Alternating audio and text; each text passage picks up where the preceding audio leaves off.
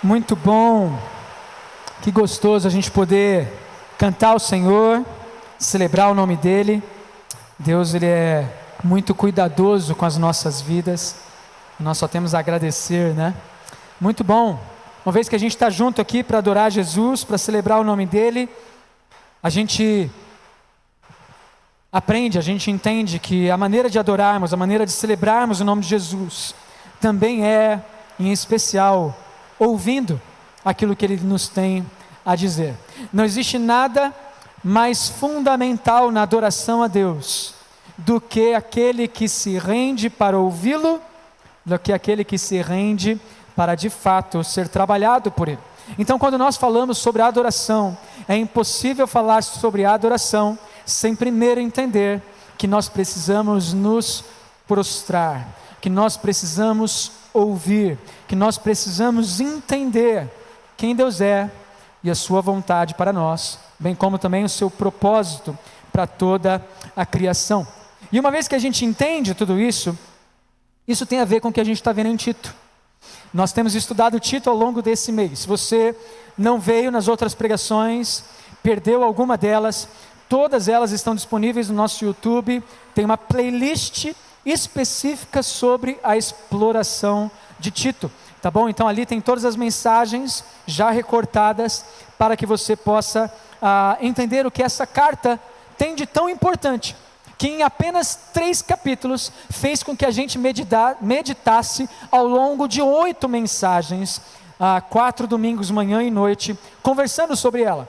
Bom, conversamos sobre ela e eu diria para você, a gente não conversou tudo, a gente viu uma pincelada de Tito, a gente percebeu o quão profundo é, mas ainda há muito o que descobrir. Por isso eu convido você a ler Tito, a estudar a carta de Tito na sua casa, porque você vai perceber coisas que sequer eu falei, você vai perceber coisas que sequer eu trouxe para cá. Até porque, meu querido, se minhas pregações em alguns domingos passaram o tempo, por causa da exploração de Tito, da explanação de Tito, então significa que se eu falasse tudo que tem para falar de Tito, a gente não terminaria, a gente estaria ainda no 2º capítulo, no 1º versículo ainda, tá certo?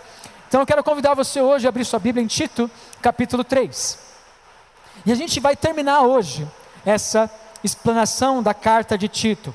Para aqueles que estão vindo pela primeira vez, ou aqueles que perderam algumas coisas, o que nós aprendemos ao longo de Tito, da carta de Tito, é que é uma igreja que está surgindo no meio de uma sociedade completamente caída, imoral, uma cidade reconhecida, que tem a fama diante de todas as outras cidades do império, como uma cidade de feras malignas, de glutões, de preguiçosos, de pessoas más. Essa é a fama da cidade de Creta, onde a igreja estava sendo plantada. E a gente percebeu, ao longo da carta de Tito, que é aí mesmo que a igreja precisa ser plantada. É nesse lugar de moral caída que a luz precisa brilhar. É nesse lugar onde não há esperança, onde de fato há trevas completas, que a igreja precisa iniciar. Então a gente olha para a carta de Tito e a gente percebe, existe uma missão.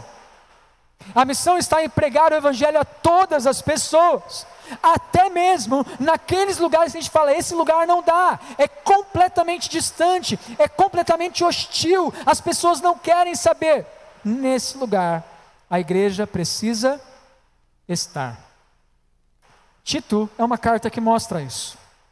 Agora, Tito capítulo 3 vai mudar um pouquinho aquilo que a gente tem visto ao longo do capítulo 1 e o capítulo 2. E eu quero ler com vocês e tirar algumas curiosidades aqui para a gente entender, tá bom? Vamos lá? A partir do versículo 1, diz assim a palavra de Deus: lembre a todos que se sujeitem aos governantes e às autoridades, sejam obedientes, estejam sempre prontos a fazer tudo o que é bom, não caluniem ninguém, sejam pacíficos, amáveis e mostrem sempre verdadeira mansidão para com todos os homens. Houve tempo em que nós também éramos insensatos e desobedientes, vivíamos enganados e escravizados por toda espécie de paixões e prazeres, vivíamos na maldade e na inveja, sendo detestáveis e odiando uns aos outros. Mas quando da parte de Deus, nosso Salvador, se manifestaram a bondade e o amor pelos homens, não por causa de atos de justiça por nós praticados, mas devido à sua misericórdia, Ele nos salvou pelo lavar regenerador e renovador do Espírito Santo, que Ele derramou sobre nós generosamente por meio de Jesus Cristo, nosso Salvador. Ele o fez a fim de que, justificados por sua graça, nos tornemos seus herdeiros, tendo a esperança da vida eterna. Fiel é esta palavra, e quero que você afirme categoricamente essas coisas, para que os que creem em Deus se empenhem na prática de boas obras. Tais coisas são excelentes e úteis aos homens. Evite, porém, controvérsias tolas, genealogias, discussões, contendas a respeito da lei, porque essas coisas são inúteis e sem valor. Quanto àquele que provoca divisões, advirta-o uma primeira e uma segunda vez. Depois disso, rejeite-o. Você sabe que tal pessoa se perverteu e está em pecado, por si mesma está condenada. E a gente para por aqui. Capítulo 3 é o que nós veremos hoje pela manhã e pela noite, finalizando assim a nossa carta de Tito. E eu gostaria de pensar com vocês nos primeiros versículos que nós lemos aqui e caminhar um pouco. Mas olha só que interessante. Antes de um capítulo que fale sobre a vida madura na sociedade, foi completamente explorada a necessidade de cristãos maduros, que por sua vez formam e fazem parte de igrejas maduras, que espalham cristãos maduros na sociedade. Perceba aqui essa ordem, porque essa ordem ela é muito importante para mim e para você. Nós temos hoje, no meio cristão, diversos tipos de ações acontecendo em várias esferas da sociedade, e isso é muito positivo. Mas um dos grandes problemas do nosso cristianismo hoje, ou do evangelho hoje, é que as pessoas elas estão querendo mudar o mundo, sem antes serem transformados pelo evangelho. Essa é uma das grandes crises que nós vivemos hoje. O quanto de crentes, o quanto de pessoas que querem transformar o mundo através de ações de justiça, de todas as esferas, de educação, de tudo, querem mudar o mundo, mas ainda não foram transformados, não foram impactados, não foram de fato regenerados à luz da palavra. Não tiveram aquele renovar do Espírito que faz com que nós não nos amoldemos a este mundo, de Romanos capítulo 12. É interessante, porque Romanos capítulo 12 é a mesma ideia. Romanos capítulo 12 fala: não se amoldem ao padrão deste mundo, antes transformai-vos pela renovação da vossa mente. A renovação da mente em Cristo Jesus é o meio pelo qual nós conseguiremos de alguma maneira impactar o mundo. Não é à toa que Romanos capítulo 13 é o capítulo depois deste que está falando sobre a renovação, e de toda uma doutrina de Romanos, do capítulo 1 ao 12. É no capítulo 13 somente que ele fala sobre as nossas responsabilidades com a sociedade. Por que isso? Porque a igreja não se importa com a sociedade? Não, não é isso.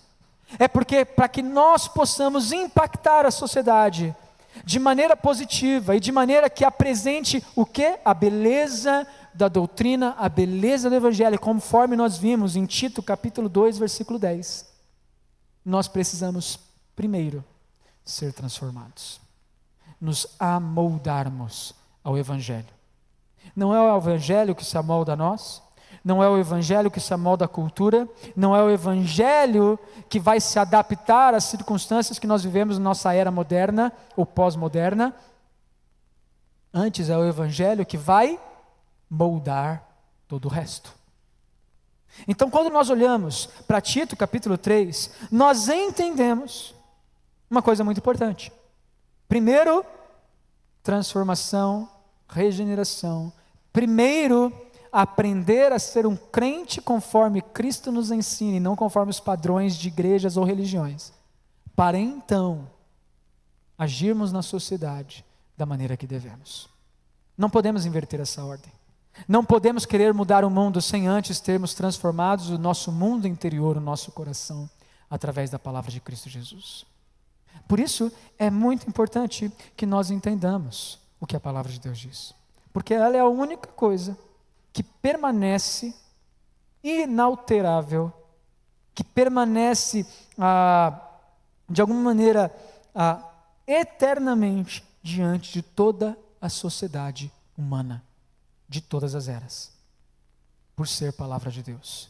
Então nela nós partimos para fazer todo o resto. E se nós não nos adequarmos ao que ela diz, nós não conseguiremos fazer todo o resto. Nós faremos da mesma maneira que o mundo faz. E o mundo faz muitas coisas boas, mas não porque são bons, mas porque de alguma maneira existe a imagem e semelhança de Deus nessas pessoas. O que nós podemos fazer a partir do Evangelho é apresentar uma imagem e semelhança de Deus que está sendo resgatada, a imagem de Cristo, a partir da obra do Senhor Jesus e do Evangelho. Então, para a gente impactar todas as esferas da sociedade, primeiro precisamos ser impactados e transformados pelo Evangelho. Não existe ação da igreja que seja tão eficaz que não esteja embasada na que a própria palavra nos ensina. Então, olha só, uma vez que a gente falou tudo isso, uma vez que a gente pegou toda essa ideia, você vai perceber também que esse capítulo vai falar muito de boas obras, vai falar muito de boas ações. Só que, geralmente, lembra que a gente falou na semana passada que geralmente a gente reduz o que significa boas obras? Nesse mesmo contato, nesse mesmo capítulo que fala muito sobre boas obras, tem uma coisa muito curiosa. Versículo 10 e 11 diz assim: quanto àquele que provoca divisões, advirta-o uma primeira e uma segunda vez, depois disso, rejeite-o. Como é que um capítulo que fala sobre boas obras está falando sobre rejeitar alguém? Está falando sobre, de fato, excluir alguém do seu meio, da igreja. Como? Sendo que está falando sobre boas obras. Aqui a gente tem duas perspectivas, ou duas possibilidades. Uma, a mais provável, é que nós não temos um conhecimento exato, ou nosso entendimento correto sobre boas obras está deturpado. E segundo, que a própria exclusão de alguém que se rebela na igreja contra o verdadeiro evangelho é uma boa obra. Então, boa obra não pode ser reduzido à justiça social. Boa obra não pode ser reduzido a ajudar o mais pobre. Faz parte, porque é isso, inclusive, que vai dizer lá na frente, versículo 14, quanto aos nossos que aprendam a dedicar-se à prática de boas obras, a fim de que supram as necessidades diárias e não sejam improdutivos. Então, existe as boas obras de maneira muito ampla dentro da palavra de Deus. E essas boas obras partem de seguir e ouvir aquilo que Deus diz acerca de como devemos ser, para então saber o que fazer. Percebe isso aqui? Muito legal, né? Então, de alguma maneira, o conceito sobre boas obras hoje está deturpado, limitado e restrito, sendo que a Bíblia amplifica esse significado de maneira muito mais poderosa. Uma vez que a gente falou sobre tudo isso, lembre a todos que se sujeitem aos governantes e às autoridades, sejam obedientes, estejam sempre prontos a fazer tudo o que é bom. E aqui a gente começa a pensar, ele vai falar sobre como nós devemos nos portar diante da sociedade. E ele começa falando, lembrem de serem sujeitos ou submissos aos governantes e autoridades. Ficou difícil. Já fica difícil logo de cara, né?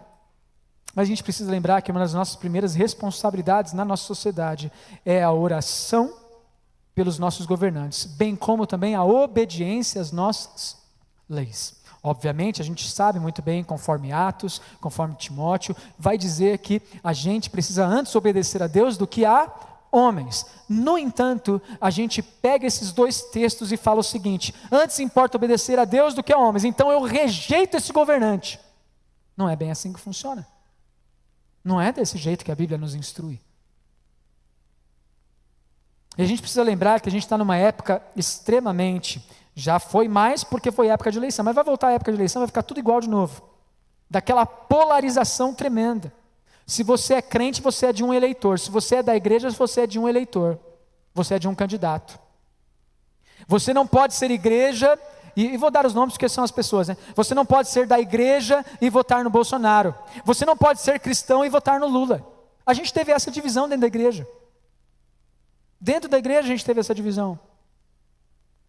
A gente tem uma divisão em que as pessoas, elas rejeitam, elas atacam toda e qualquer política que fuja da sua maneira de enxergar o mundo. Ataca, rejeita. Nós temos cristãos piedosos, genuínos, que votaram no Bolsonaro. E nós temos cristãos piedosos, genuínos, que votaram no Lula. E eu estou falando isso aqui hoje, queridos, porque o texto está me trazendo essa responsabilidade. Tito capítulo 3, lembre-se dos seus governantes. Mas a grande crise que nós enfrentamos é que hoje nós temos crentes que se sujeitam a ideologias e não se sujeitam à Escritura. Pessoas que se sujeitam a políticos, mas não se sujeitam ao Rei dos Reis. Pessoas que apontam para um político ou outro como salvador da nossa pátria, como aquele que respeita o que a Bíblia diz. E aqui a gente tem os dois exemplos. A gente tem os dois exemplos. É um que diz que, por exemplo, é contra o aborto. E a igreja vai, é esse que a gente tem que votar. Aí o outro que diz, a gente tem que ajudar os pobres e ajudar os necessitados. Aí toda a igreja, é esse que a gente tem que ir. Metade da outra igreja vai para lá. Aí fica as duas metades espalhadas e fala assim: você não é crente que está votando nesse, você não é crente que está votando naquele. Esse cara é o anticristo, aquele cara é o anticristo. Eu ouvi certa vez um rapaz falando: a igreja ela é facilmente enganada por qualquer anticristo que vier aí. Pode ser o anticristo mais pango que existir. Se ele falar assim, sou contra o aborto, metade da igreja está votando nele. Ele pode ser o anticristo, mas vai estar votando nele. A mesma coisa do outro lado. Nós precisamos lutar pelos pobres e pelos oprimidos. E se vier com esse discurso, a outra metade da igreja vai estar votando nele. E por que a gente está falando isso? Lembre a todos que se sujeitem aos governantes e às autoridades, sejam obedientes, estejam sempre prontos a fazer tudo o que é bom. Nossa postura como cristãos é uma postura de respeito às autoridades, de obediência às nossas leis e de prontidão em fazer aquilo que é necessário para o bem da nossa sociedade. A gente só vai se opor quando aquilo que um governante ou uma lei disser for contrário àquilo que a Bíblia direciona nós como igreja para realizarmos, ou como cristãos para vivermos. É nesse ponto que nós nos colocamos contrário. Não é o ponto de ideologia, porque ele é de direita ou porque ele é de esquerda. Eu fico muito triste porque eu tenho amigos que são de posição, por exemplo, diferente de mim com relação a partidos eu fico triste por quê? Porque quando o partido deles está indo bem, ou quando o partido deles está eleito, eles não fazem barulho nenhum, não reclamam, está tudo ok. Quando acontece uma atrocidade de acordo com aquilo que a Bíblia está falando, meu partido está lá. Não é essa a posição do crente. A posição do crente não é uma posição que está submissa a um partido ou uma ideologia, uma ideia, uma cosmovisão de governo ou de sistema desse mundo. nós precisamos lembrar que nós estamos sujeitos ao governo de Jesus Cristo, nosso Rei. E por que eu estou falando isso aqui? Porque eu quero olhar para alguns textos com vocês e caminhar com vocês em alguns deles. Primeiro deles, Provérbios capítulo 21, versículo 1. Abre tua Bíblia aí comigo para a gente dar uma olhadinha nesse texto. Provérbios capítulo 21, versículo 1.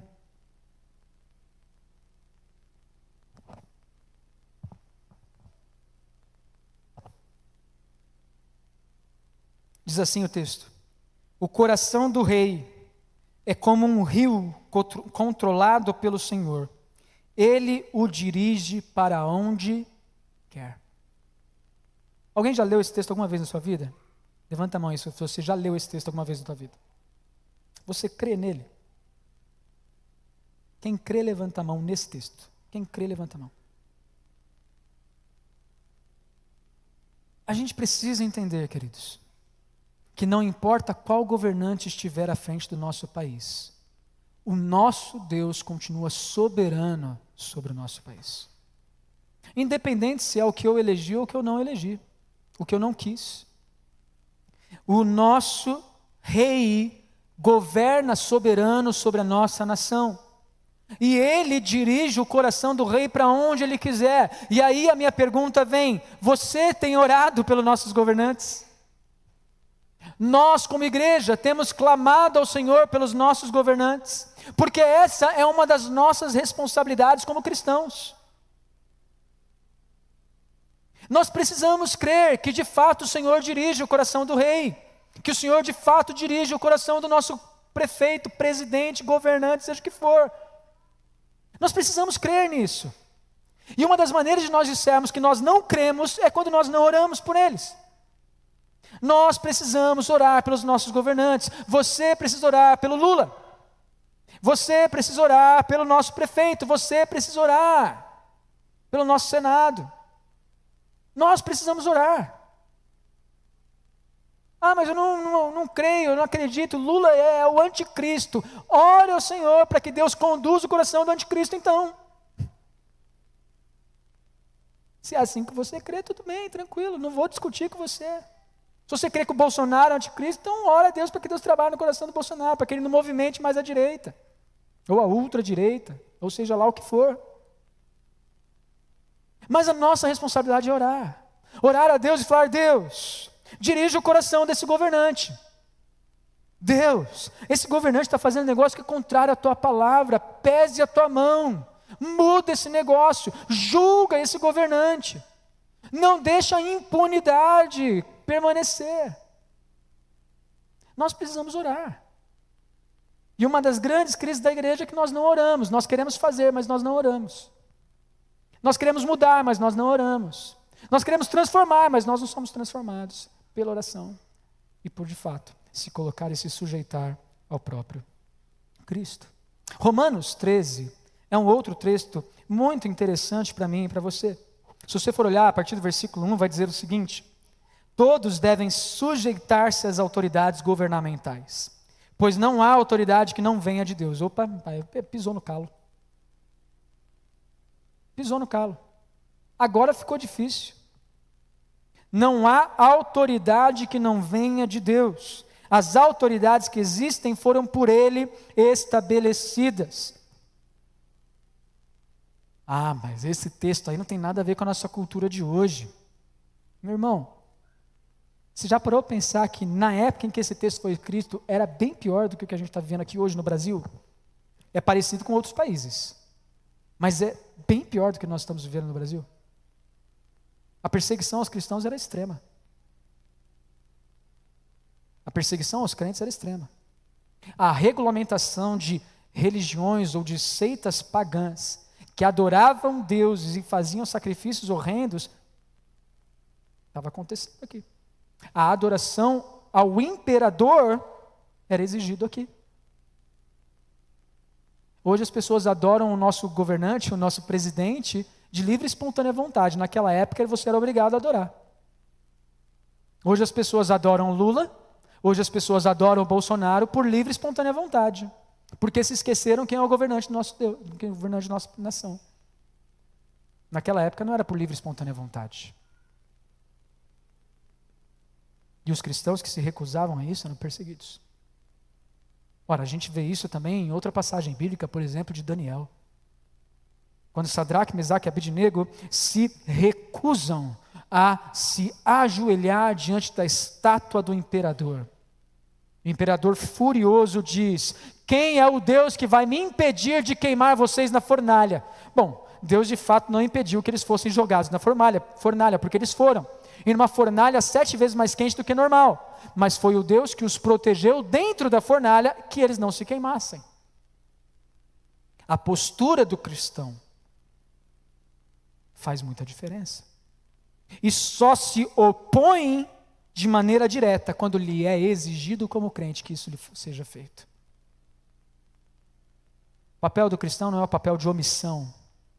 O papel do cristão, de fato, é de ser aquele que mostra a boa cidadania que um cidadão do céu vive neste reino, enquanto o reino de Deus não é estabelecido. E se em algum momento nos for exigido uma postura dos céus diante da postura de demônios, nós o faremos, ainda que custe nossa vida. Essa é a realidade.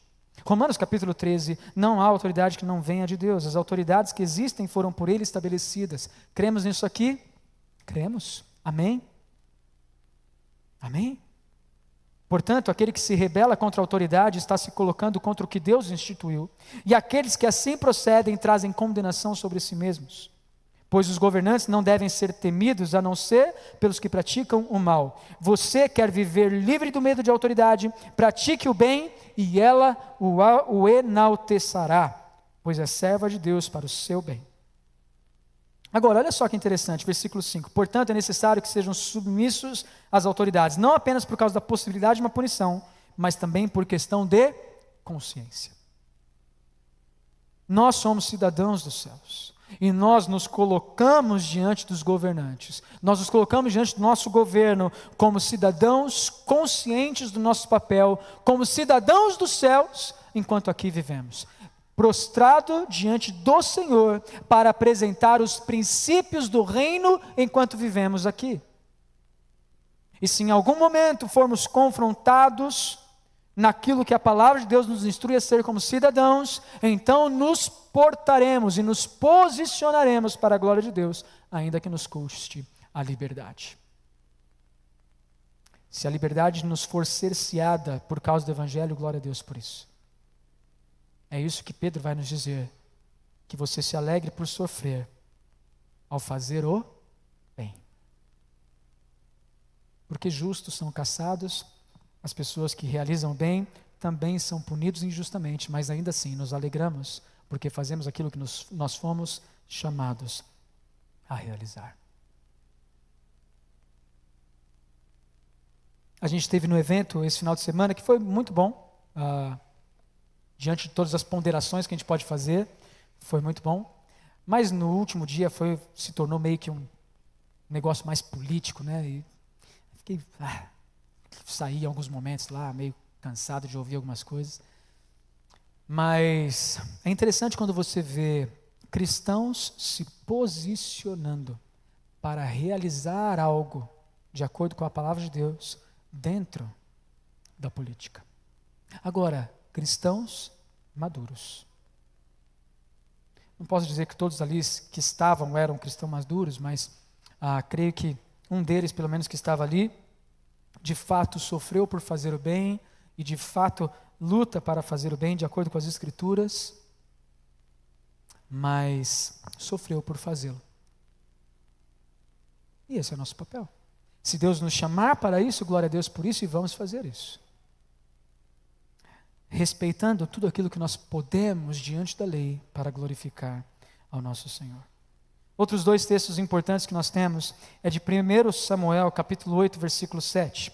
1 Samuel, capítulo 8, versículo 7. Abre tua Bíblia aí comigo e acompanha no que ela tem a nos dizer. 1 Samuel, capítulo 8, versículo 7.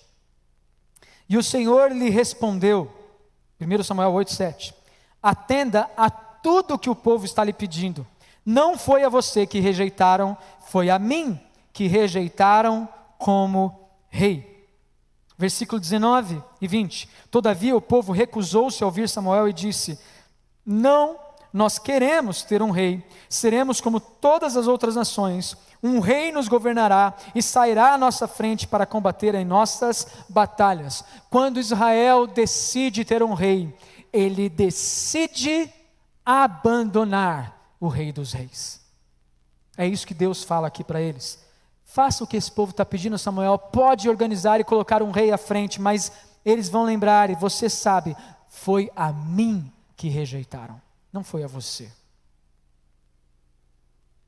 E mais para frente, Deus então despreza esse rei que eles escolheram, de acordo com a aparência, de acordo com a altura, de acordo com a força, e ele então escolhe outro rei e fala: não olho para a aparência, mas olho para o coração, e ele escolhe a Davi como seu servo, para ser rei de Israel. Deus estabelece reis, ainda que sejam reis maldosos, porque os homens escolheram rejeitar ao Senhor. Deus ainda assim levanta os seus e guia os seus de acordo com a sua soberana vontade. Assim como Ele direciona as curvas de um rio, Ele também direciona a direção do coração dos nossos governantes. Nós precisamos orar por isso. Nós precisamos clamar por isso. Nós precisamos entender, a cumprir o nosso papel dentro das Escrituras da nossa sociedade. Mateus 22, 21, quando perguntam a Jesus, Jesus fala: dê a César o que é, e a Deus o que é. Aí vem um pastor mal intencionado, conduzido por ideologias, conduzido por uma cosmovisão distante do Evangelho, e fala o seguinte: dê a César o que é de César e a Deus o que é de Deus. Se tudo é de Deus, nada é de César, então não dá nada aos seus governantes. Está certa essa interpretação? Uma distorção do Evangelho a partir de uma interpretação ideológica. Nós não podemos olhar para a Bíblia ideologicamente, nós precisamos olhar para a Bíblia como aquela que direciona a nossa cosmovisão, nossa maneira de enxergar o mundo, e nossa maneira de se portar no mundo. Dê a César o que é de César, cumpra com sua responsabilidade de cidadão aqui na terra, não se esquecendo que você é um cidadão dos céus. Cumpramos com a nossa responsabilidade. Voltando para Tito capítulo 3, e aqui a gente vai finalizar nossa meditação por essa manhã, porque o texto é bastante grande, a gente precisou dar uma ênfase nessa primeira parte. Lembre a todos que se sujeitem aos governantes e às autoridades, sejam obedientes, estejam sempre prontos a fazer tudo o que é bom, não caluniem ninguém, sejam pacíficos, amáveis e mostrem sempre verdadeira mansidão para com todos os homens. Olha só que interessante aqui. Nós então precisamos nos portar não como cidadãos que são agressivos, que são hostis, que se colocam em oposição constante e ataque constante a tudo aquilo que um governante faz ou que uma sociedade está vivendo, mas como aqueles que são amáveis e sempre mostram uma postura de vida conduzida pelo Evangelho que atraia pessoas para a beleza do Evangelho.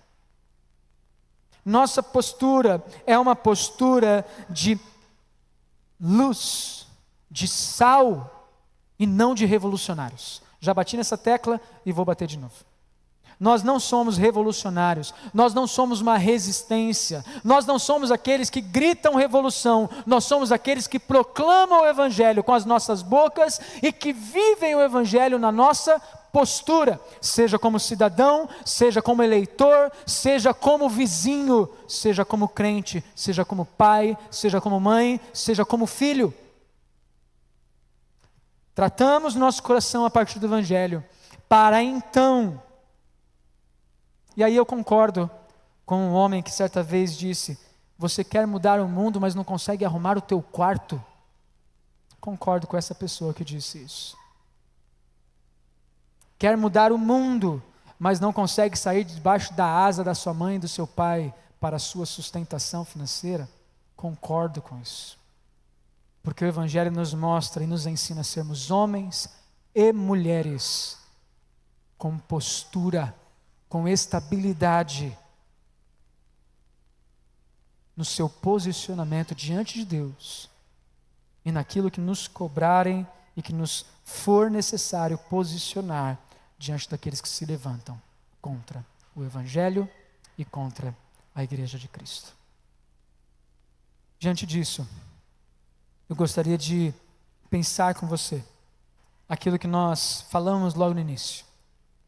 É interessante notar que antes de falar sobre as nossas responsabilidades sociais e de mudança de mundo, transformação de cultura ou qualquer outra coisa, que sejamos homens e mulheres maduros espiritualmente para mostrar a beleza da doutrina do Evangelho àqueles que se colocam ao nosso lado, que nem sempre se opõem, mas que estão andando lado a lado com a gente. Não fomos chamados para gritar contra sistemas e governos. Fomos chamados para proclamar o Evangelho a todos os homens e a orar pelos nossos governantes. E à noite a gente vai ver o porquê a gente tem que fazer isso. O texto vai dizer, porque um dia fomos como estes. Jesus nos resgatou. Esses homens precisam da graça dele. E é por isso que nós oramos. Amém? Vamos colocar em pé, orar ao nosso Senhor Jesus, falar com o nosso Deus nessa manhã. Senhor Jesus, nos colocamos diante de Ti agradecidos pela Tua graça, agradecidos pelo Teu Evangelho, agradecidos porque a Tua palavra nos instrui, nos ensina, nos direciona, Deus. Pai, nós nos colocamos diante de Ti, porque queremos viver de acordo com o que a Tua palavra diz, e não de acordo com o que as vozes estão gritando ao nosso lado. Deus, nós não queremos ser submissos a uma ideologia, a um partido, a um candidato. Nós queremos ser submissos a Ti, sujeitos a Ti, de tal maneira que essa submissão ao Senhor apresente uma postura de vida social que evidencie que nós adoramos o Rei e não nossos governantes. Nós adoramos ao Senhor e não aquilo que a sociedade está lutando e clamando de acordo com as suas lutas partidárias. Nós nos colocamos diante de Ti, Deus, como cidadãos dos céus pela Tua graça, pedindo para que nos ajude a viver como estes cidadãos, enquanto aguardamos a Tua volta, aqui, em nossa nação, em nossa cidade, para a Tua glória e para a Tua honra. Perdoa os nossos pecados, Deus, perdoa as nossas falhas, corrige a Tua igreja, e quando nos for exigida uma postura fiel, que nós não fiquemos em cima do muro, mas que nós nos posicionemos para a Tua glória e honra, que nós não nos rendamos a uma ideologia, mas de fato nos posicionemos naquilo que ela for contrária à Tua vontade, naquilo que ela for contrária à Tua palavra, para a Tua glória e para a Tua honra. Assim nós oramos agradecidos em nome de Jesus. Amém e amém. Vamos cantar.